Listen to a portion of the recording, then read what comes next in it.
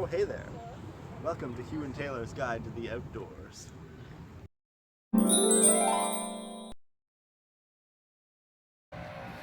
Oh, hey there!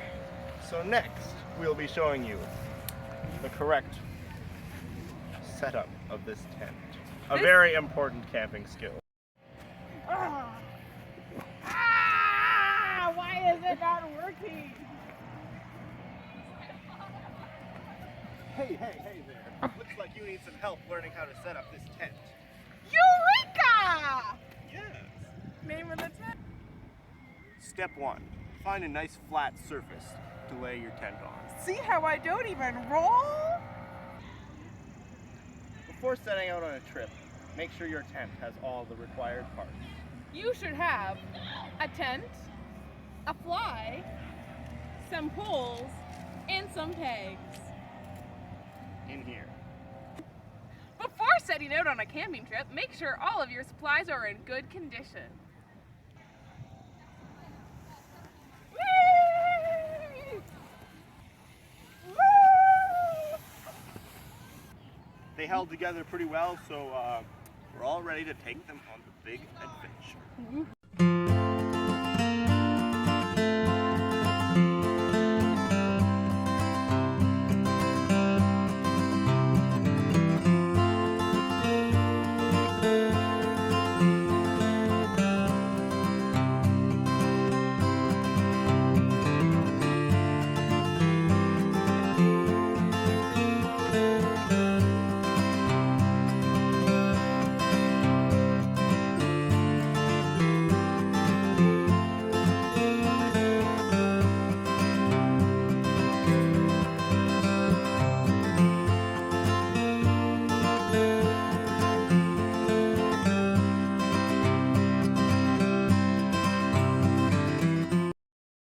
Go. And now, Time to take a look inside. here we go.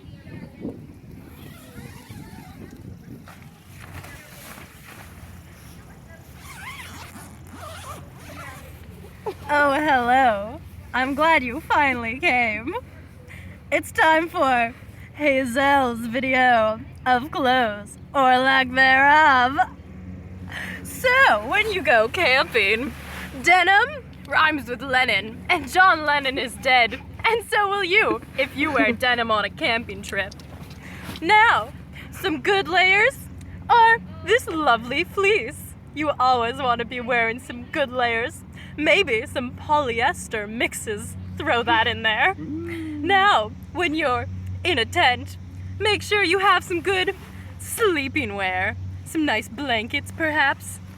And remember, never ever wear cotton.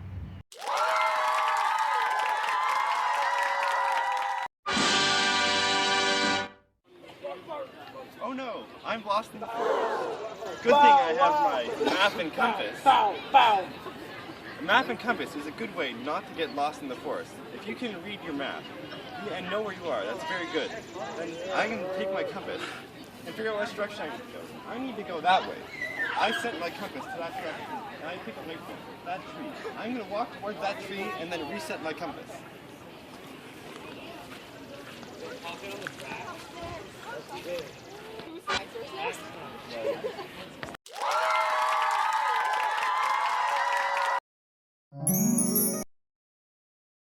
Tips for sleeping inside a tent, featuring Hazel Dern, and of course, my co-host, Hugh Bennett White. Look at the calves on that one. Hey, so remember when you're sleeping in your tent, you want to put a ground tarp underneath so the bottom of your tent doesn't get wet. Prevents moisture in the AM. A second thing to know when it might be raining and you're sleeping inside this great tent here is to make sure that you don't touch the sides. Might get moisture in the tent. And that's not great. Hugh, what are you doing? What's that? It's just my apple. Hugh, you're not allowed to eat inside the tent. What? Unless you want some rodents coming to come get ya. Get out! Whoa! Finally, last but not least, sometimes it can get pretty chilly in the nighttime. And that's when you want a snuggle buddy. Snuggle buddy, you're the one. You make my sleep time lots of fun. Thanks.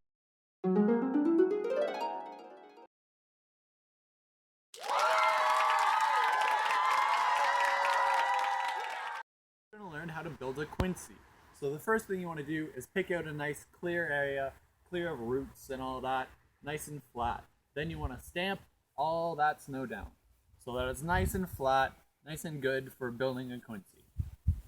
So once you do that, you can start piling the snow up. So you'll get a shovel and just start shoveling a nice big pile, enough for you and whoever you're with to fit in.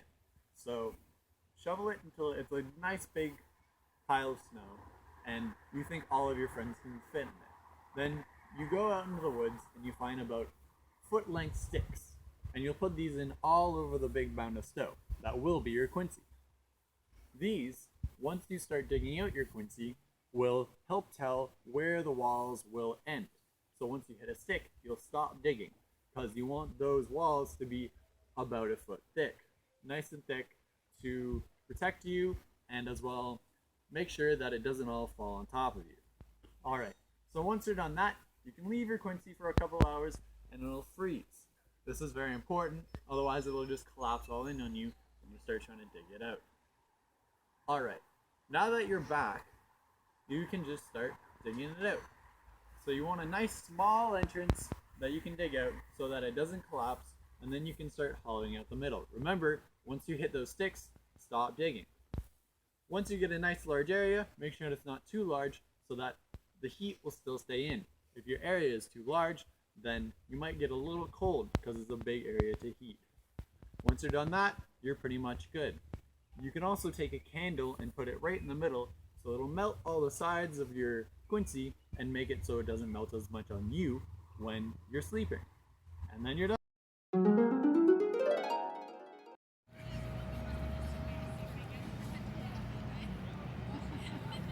Whoa! Whoa, whoa, whoa! That's not safe biking. Where's your helmet? That's what I thought. Let's do a little switcheroo. And what are those on your feet? What are those? Hey. As stylish as they may be, they're not safe. Always have closed-toed shoes for biking. Well,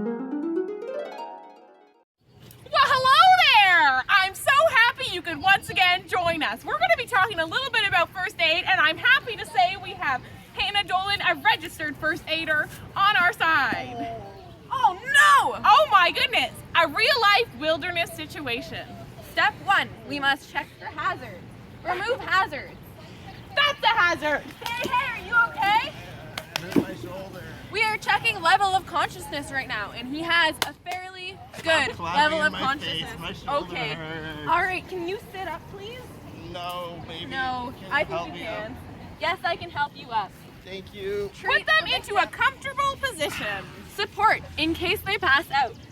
What happened? Oh, well, I was just climbing the tree and then I fell out. Identify yourself as a first aider.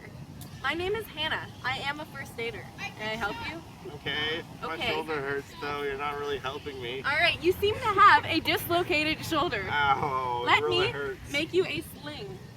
Support Support it. the injury until further notice. All right, Taylor, Yes. can you call 911 or park ranger?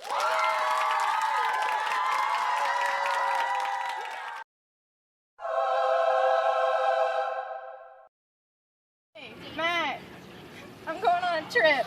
Hazel, do you have an emergency action plan? No, I don't.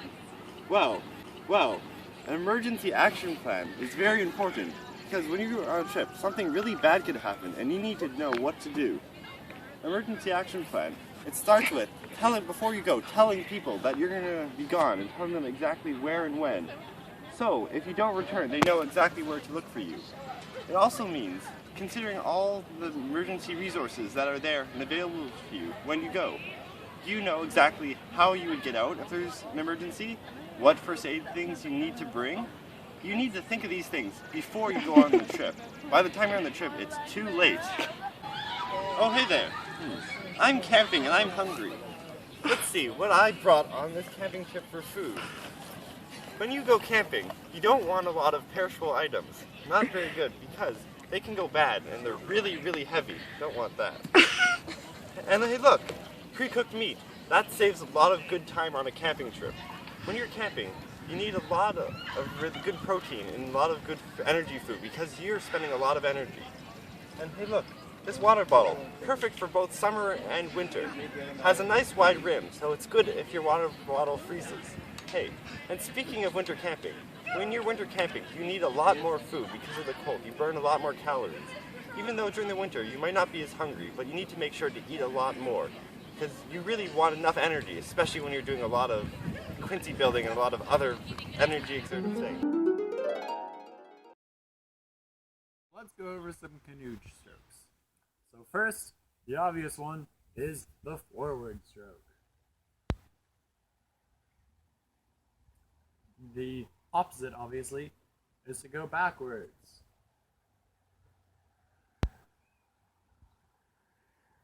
And then there's the pry. So you pry away from your boat. You put your paddle into the water and pry away. Then we have the draw, where you draw in water underneath your boat. Then we have the J stroke. That'll make minute adjustments. So it's a forward stroke and then a little bit of a pry. Forward stroke and a little bit of a pry to make minute adjustments in your direction.